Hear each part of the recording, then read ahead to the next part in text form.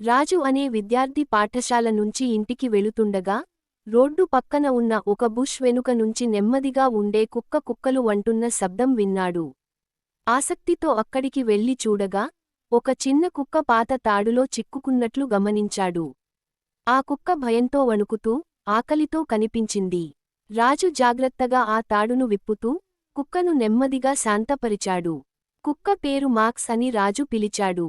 Max రాజును చూసి కొంచెం తోక ఊపుతూ కొంచెం నమ్మకం చూపించాడు. రాజు చుట్టూ చూసి మాక్స్కు ఎలాంటి కాలర్ లేకుండా తప్పిపోయినట్లు గమనించాడు. రాజు మాక్స్ను ఇంటికి తీసుకెళ్లాలని నిర్ణయించాడు. మార్గంలో కొన్ని సవాళ్లు ఎదుర్కొన్నారు. బిజీగా ఉన్న రోడ్డును దాటడం, గలగలాడే పిల్లల గుంపును తప్పించడం, మరియు అకస్మాత్తుగా వచ్చిన వర్షంలో మాక్స్ను సురక్షితంగా ఉంచడం. ఇంటికి చేరుకున్న తర్వాత రాజు కుటుంబం మాక్స్ను చూసి ఆశ్చర్యపోయినా చివరకు అతనిని ప్రేమగా అంగీకరించింది. వారు మాక్స్కు ఆహారం ఇచ్చి స్నానం చేసి సౌకర్యవంతమైన పడక ఏర్పాటు చేశారు. మాక్స్ ఇప్పుడు సంతోషంగా మరియు ఆరోగ్యంగా ఉన్నాడు.